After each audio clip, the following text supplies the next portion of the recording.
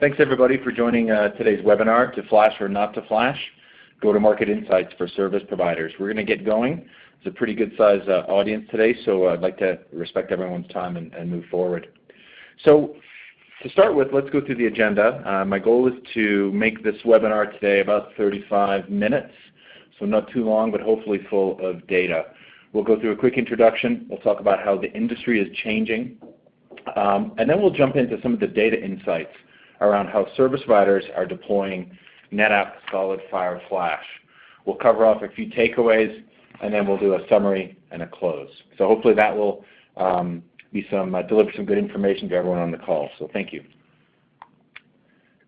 So my name is Stuart Oliver, and I'm the Global Consulting Director for the NetApp SolidFire Fueled by SolidFire program. And my team's primary goal is to work with service providers around the globe to help them figure out their go-to-market strategies and how to deliver successfully and profitably NetApp SolidFire Flash technologies to their customers and to the market. So the data we have today is a distillation of a survey we frequently do with our customers to help guide our strategies as we work with our service provider customers. So if you'd like a longer version of this, the full version of the actual report, please reach out and we'll get it to you. Also, before we start, we'd like to have you stick around.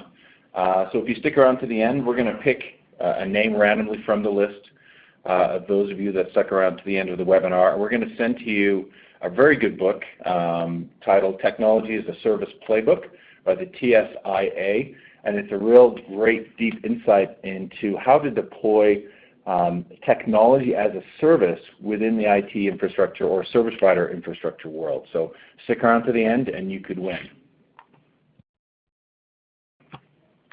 So we know that the IT industry is going through a massive change spurred by cloud computing, and analysts project 6 times more growth in cloud than traditional IT by 2018.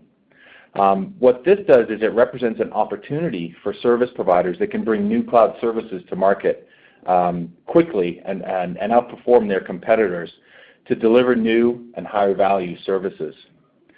Forward-thinking service providers and now enterprises are placing a greater emphasis on innovation, building software-defined, automated, next-generation data centers that are both cost-effective and help them achieve operational efficiencies.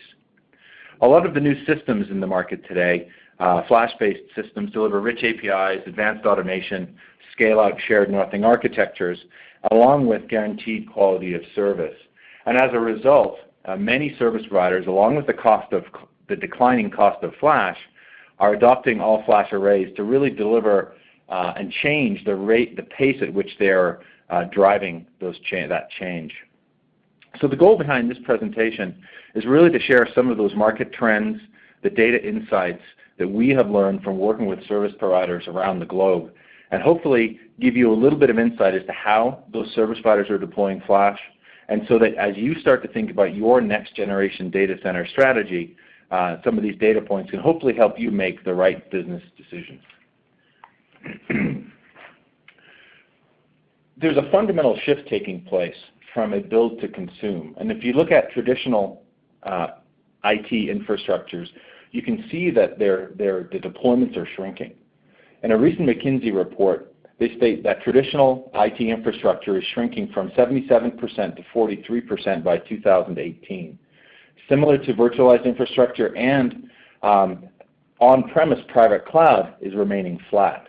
And one of the reasons that we believe the on-premise private cloud is remaining flat is because many large enterprises are trying to build their own service provider-like infrastructure without moving out to a shared or a multi-tenant hosted environment. So we believe that it's the enterprise's attempt to build their own infrastructure like a service provider before they take that next step and move out towards that hosted environment. If you look at the consume side of this model, obviously there's significant growth, and this ties directly in with the predictions and forecast around cloud growth. The fastest growing area is dedicated private cloud, according to McKinsey, where these are the large enterprises that have taken that next step and moved their infrastructure out into a co-located or a private cloud environment outside of their own firewall, inside of a service provider-like environment.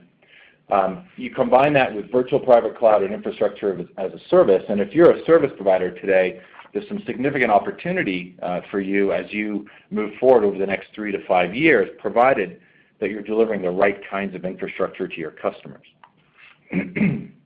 This chart here is very interesting, but the real net of this chart shows that small to medium businesses as well as mid-sized enterprises have already taken advantage of the cloud a little bit more than traditional large enterprises. Large enterprises obviously have larger IT staffs, they have larger budgets, and they're a little bit more reluctant because of compliance, regulatory issues, and others, security, privacy, to move a lot of those workloads out of their own control and into that service provider environment. But the fastest growing opportunity, if I'm a service provider, according to, again, McKinsey, is dedicated private cloud, virtual private cloud, and to a certain level, public infrastructure as a service. So if I am a service provider looking to build and deploy new services, this could help sway my decision as to the kinds of services that I look to offer.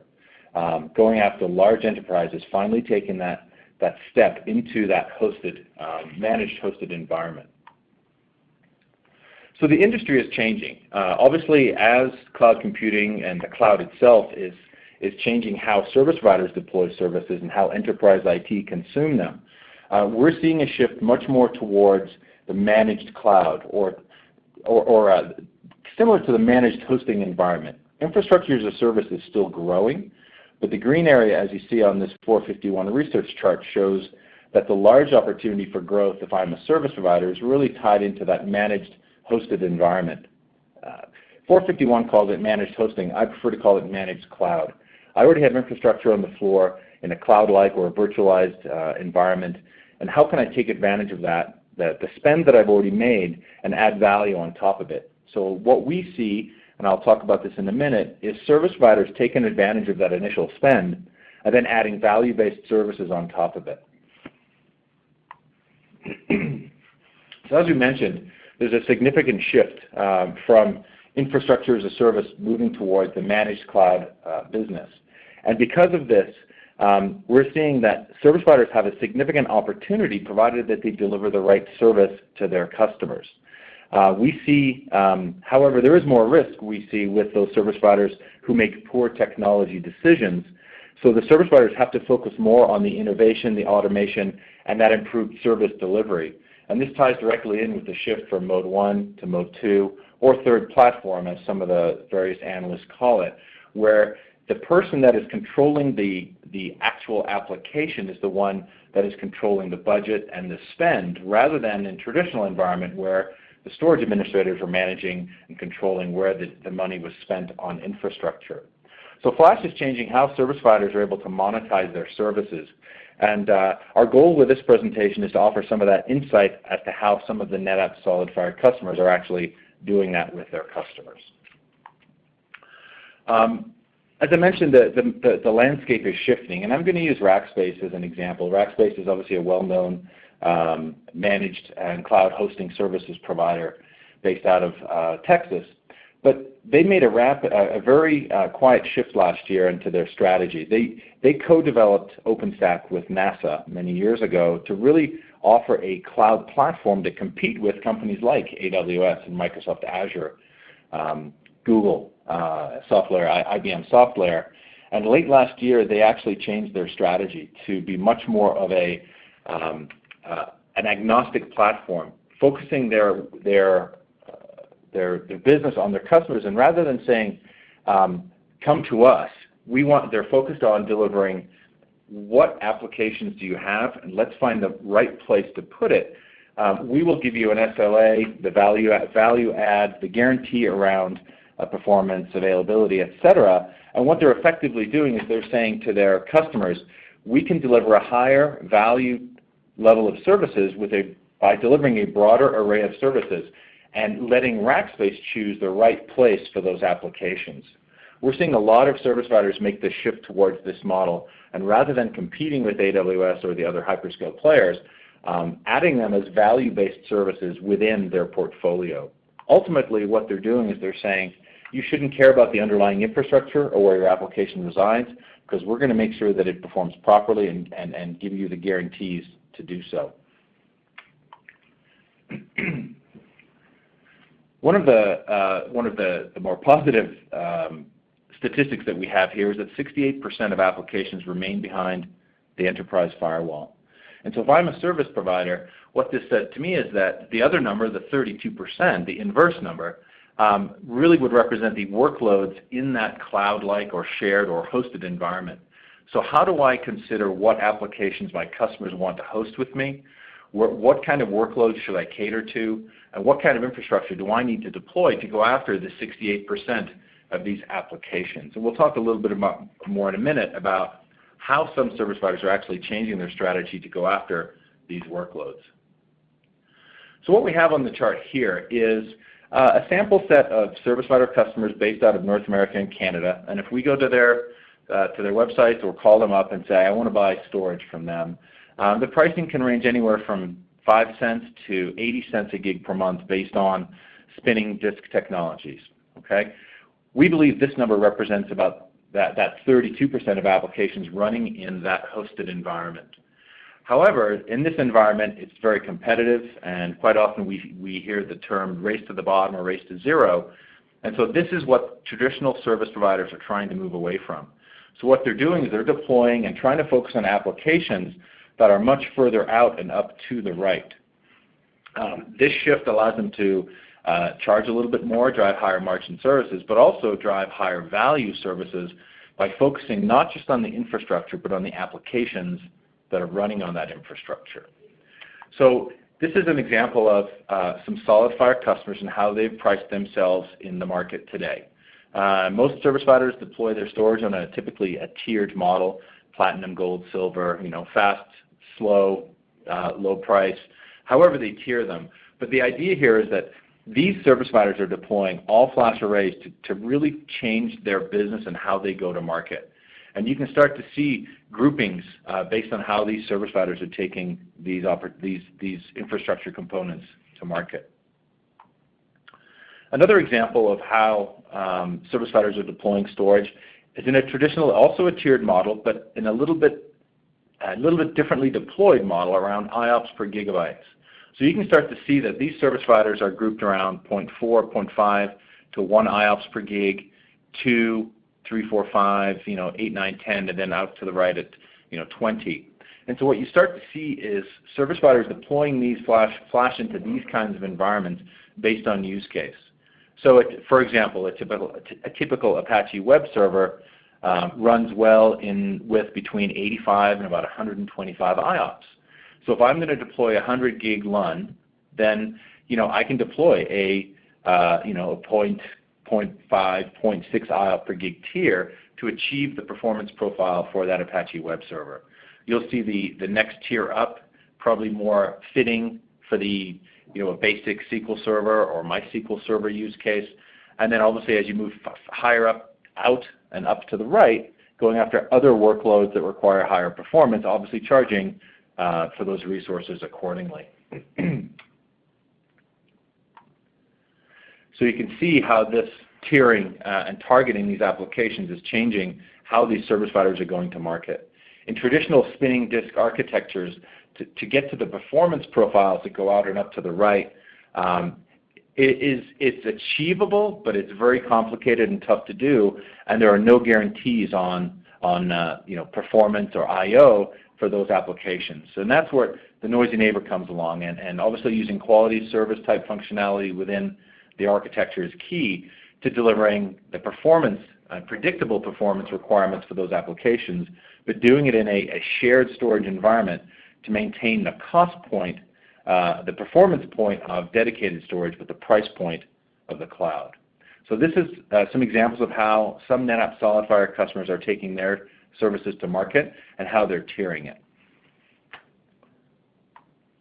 Before we get into the actual data insights that we pulled from our customer surveys, we have this one last slide, and what you see here is really, you have the infrastructure layer where it says hybrid cloud, public cloud, private cloud, and most service providers have these kinds of services, bare metal, and a lot of other kinds of infrastructure deployments.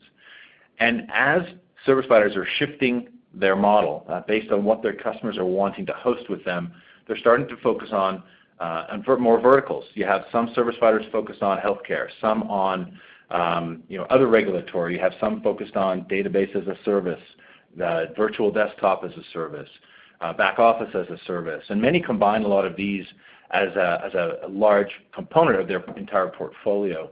But what we're starting to see as we work with our service providers that have had the NetApp SolidFire Flash products deployed for a year or two or three now, is that there's a consolidation taking place, and the ability to streamline the operations of these systems as they scale linearly allows them to focus on a single API rather than multiple different storage systems and multiple different APIs.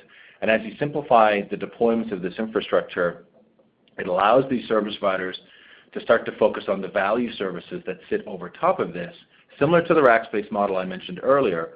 But if I can not focus on the infrastructure, but on the actual applications, I can go after that 68% of those applications that are still sitting behind the enterprise firewall and tell a better, stronger technically and business-wise value story to attract some of those workloads to my service provider infrastructure. So with that, we'll move on to some of the data insights that we are seeing with our service providers that are deploying NetApp SolidFire Flash. So these are the questions that we ask. We ask all of our customers frequently. In fact, I actually have one update to a slide. I couldn't get into the deck before the webinar today, and I'll share with those data points in a minute. But what was the original use case for your SolidFire purchase as a service provider? And 56% of these said public cloud.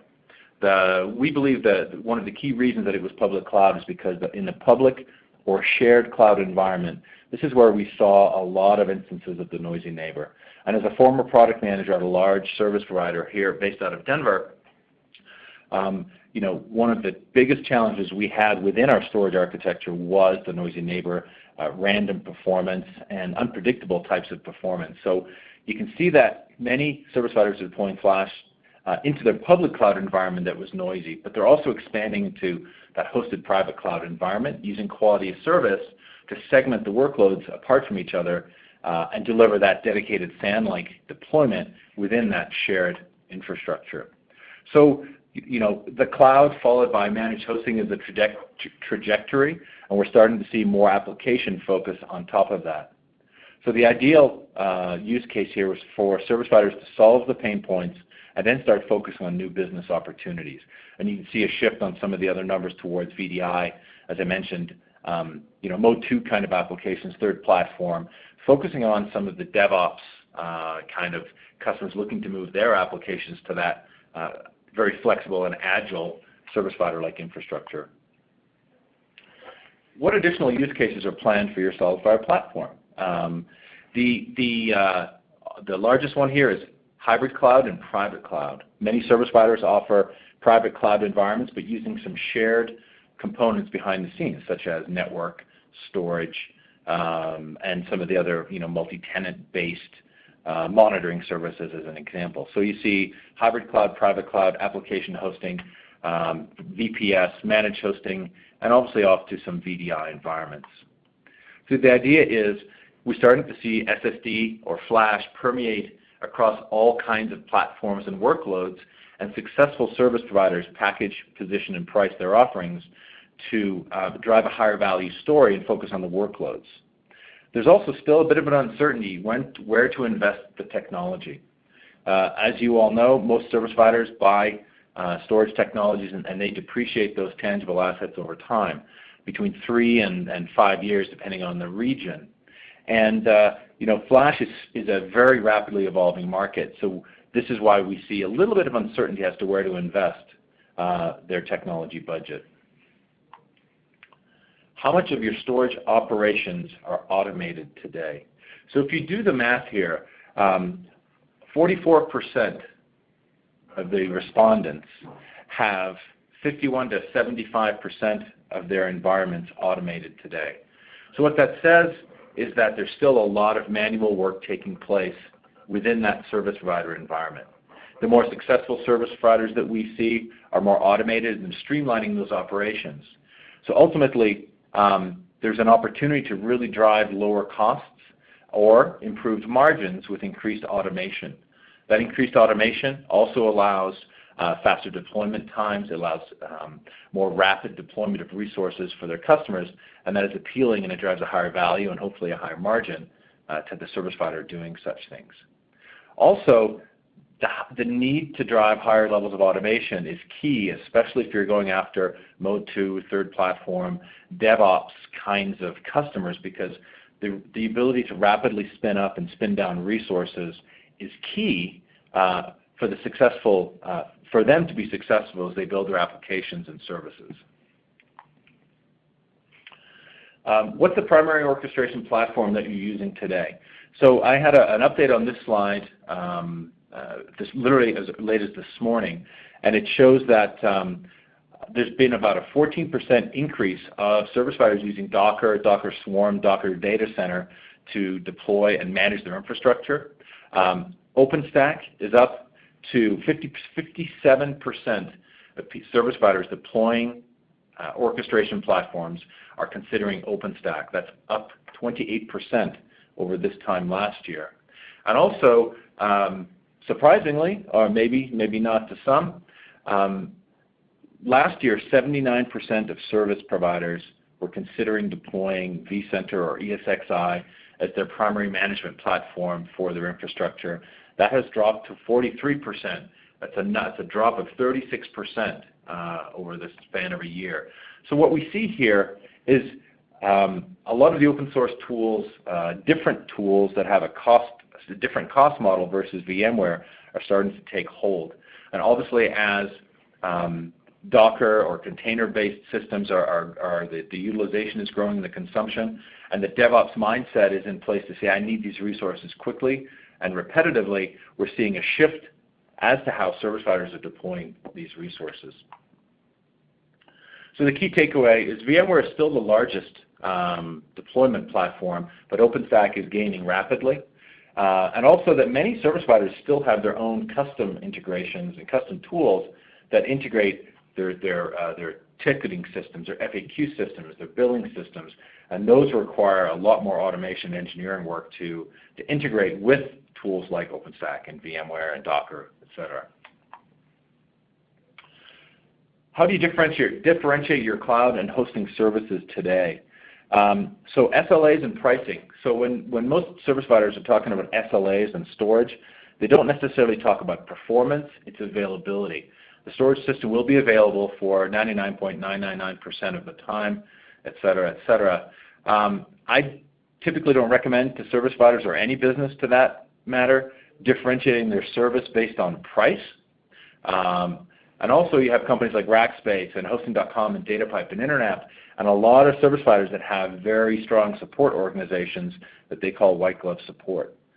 The trend, though, however, is that we're starting to see more workload-specific services and also consulting services. Migration is tough, and bringing those applications in from that enterprise environment to the service provider are a very heavy lift, especially if there's a large amount of data. The takeaway here is that enterprises still like SLAs. They need something to be able to put their teeth into if there's an issue. Using price as a value or a differentiator is not a good idea, and focusing on applications can allow you to move away from that pricing discussion towards much more of a value, higher margin discussion. And so the question I would ask yourselves is, what are you good at supporting? What applications? What kinds of infrastructure? Who are your customers, or KYC? Know your customers, and why they buy services from you, and then start to build on those services and drive hopefully higher value services on what you're doing already. What storage issues have been or are anticipated to be eliminated by deploying NetApp SolidFire Flash? Performance issues is number one, and scaling challenges is number two. In the service provider world, it's a little different than enterprise because you may bring on 10 customers one month and 100 the next. So the ability to scale all of your resources is a critical part of how you plan your infrastructure. Performance obviously is key. Again, as we mentioned earlier, the noisy neighbor. How do you remove those performance challenges so that your customers get a consistent, predictable application experience within your infrastructure? Management complexity is a key one here as well. Storage systems, traditional storage-based systems, the monolithic controller-based architectures have been complicated to manage. You have a disk failure, you're moving RAID groups around, you're moving performance pools around, and it gets very complex. So the ability to simplify and streamline the complexity of managing the system is key. So reduced performance is lower churn. When I was at hosting.com, we had the cost of a trouble ticket was anywhere between $50 and $80 per trouble ticket. So if you have 100 or 1,000 of those tickets a month, it gets expensive. So how do you reduce some of those trouble tickets? How do you create an environment that you have reduced performance issues? Reduced performance equals reduced trouble tickets equals reduced churn equals happier customers equals higher margin. A couple more of these and we'll get into the summary here. So what is the greatest impact that Flash has had on your business? This is an interesting one. Faster performance and fewer tickets, and this is key. The second one here, tied for second, are better infrastructure consolidation and greater customer satisfaction. Happier customers, like I mentioned earlier, happier customers stick around longer, happier customers bring more business, happier customers bring friends and consume your resources. So the idea here is Flash can have a significant impact on your business, and reduced ticket means less customer issues, which is reduced churn. So some of the lessons learned from the data. Infrastructure as a service is no longer enough. It's still a growing segment of the market, but we're starting to see the shift much more towards application-centric deployments. Service providers looking at the trends of enterprise IT and looking to see how they can help accelerate that migration to the cloud by supporting the kinds of applications that enterprise IT are looking to support in that rapid environment, that rapidly scaling environment. Flash technology does provide greater performance, but Flash alone does not solve for inconsistent performance problems or those caused by the noisy neighbors. Looking at how quality service is delivered, how the actual Flash is written to and managed really is a real critical component as you're looking at your next generation storage deployments. And that service providers deploying new storage services such as performance SLAs, IOPS tiers, and really getting creative around how they're creating new profit centers and differentiating services, they're the ones that are growing. We see some service providers that are growing significantly because they listen to their customers, they understand the use cases of their customers, and they're deploying services that support those applications and allow that enterprise to move into that DevOps model or to deliver that application with a level of performance that they just couldn't get out of that shared or multi-tenant environment. But the one final takeaway that we have is that Flash is a core requirement for next generation data center architectures. And as we move forward and the price of Flash continues to decline, you're going to see an even broader use of Flash in the data center environment. So with that, hopefully, very quick webinar. Hopefully you've got some interesting data points. We do have the full report available for download at solidfire.com should you want to read all of the trends in much more detail. We're going to pick a name from the list of people still on the webinar. We will reach out to you directly and get your mailing address so we can send you this book. So we appreciate the time. Now, does anyone have any questions? We can open the floor for questions through the chat window. And Deirdre, has anyone asked any questions? Yeah, so we had a couple come in. We do want to be respectful of people's time, so we'll just answer a few here. But if there are any last-minute burning questions, like Stuart said, feel free to throw them in the chat box. So Stuart, what are some of the best use cases for Flash? Which of my applications am I going to see the biggest performance boost? Okay, so that's a good question. So I think what we see our service providers doing, as I mentioned on one of the slides earlier, is that the primary use case that we see Flash deployed is really in the production, the heavy production workload kind of environments in that cloud-like environment. Because of the SolidFire, the NetApp SolidFire quality of service functionality, instead of deploying dedicated storage arrays for those applications, they can segment or fence off the performance profiles of those LUNs or volumes and dedicate them specifically to an application. So you're effectively creating a SAN within a SAN environment. So you're taking that traditionally variable performance like multi-tenant environment, cloud-like environment, and running it onto a shared system with the performance profile of a dedicated SAN. So cloud is the first use case. We also see use cases around VDI. VDI takes advantage of the deduplication, the compression, the thin provisioning, to a certain extent, algorithms. So you're able to get a significant amount of, you have to buy significantly less storage to support the same amount of applications. So those are two of the primary that we see. And then what's happening over top of that is service providers are adding value services by cross-connecting them into co-location environments, private cloud environments, and getting creative with the networking layer and the services layer. So hopefully that helps. Great. And just kind of stemming off of that, this one came in, how many IOPS will my application need, or how many IOPS will my applications need, or how do I know? Okay, so that's a good question. So we, over the last 4 years of us running the Fuel by SolidFire program, we've built up a pretty significant database of applications and the kind of performance requirements that they require. But as I mentioned earlier, a typical Apache web server is about 85 to 150 IOPS. A typical virtual desktop environment is about 50 IOPS, so maybe a little bit less. A basic Windows SQL server, between 500 and 1,000 IOPS. A medium performance could be 3,000 IOPS, and a high-end SQL server could be 10,000 IOPS. But we do have those resources available at solidfire.com as a full reference should you want to know for your specific, or at least close to your specific application. Okay. It looks like we've got just a couple more minutes, so here's one more.